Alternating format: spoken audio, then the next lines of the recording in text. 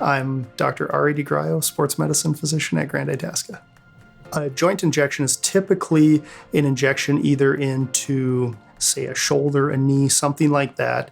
It is targeted towards various positions or places within the joint. Sometimes it's directly into the space between the bones. Sometimes it's into a bursa around the bones or even around a tendon or other structure.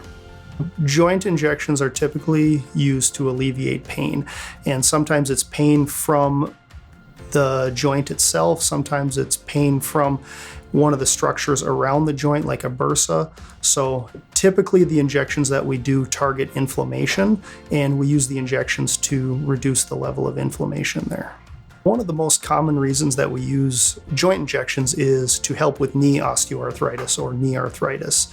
And typically arthritis is a condition that we don't treat with injections, we're more trying to manage symptoms. So typically the ultimate treatment solution to fix the arthritis is a joint replacement, but we try to do a lot of things before surgery to help alleviate pain, and one of those things that we do is joint injections. So although it doesn't necessarily quote unquote treat the underlying arthritis, it does help to alleviate pain and maybe delay that surgery or put it off entirely by giving the patients their desired relief and allow them to have a functional joint.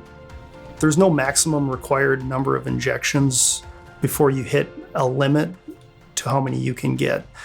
Typically, we like to space out those injections so you're not getting them more frequently than every 3 to 4 months.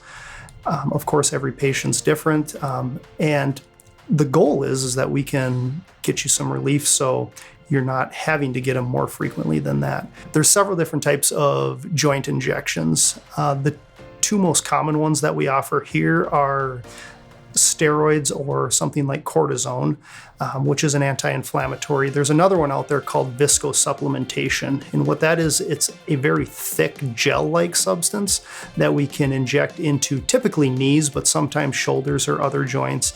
And what that does is that provides lubrication to the joint and allows the bones to move past each other more fluidly and efficiently as we're doing our normal daily activities. For our younger athletic population, sometimes we do offer these injections, but I would say more often we're relying more on modalities like physical therapy and working with athletic trainers and things like that to help rehabilitate the athlete back into play.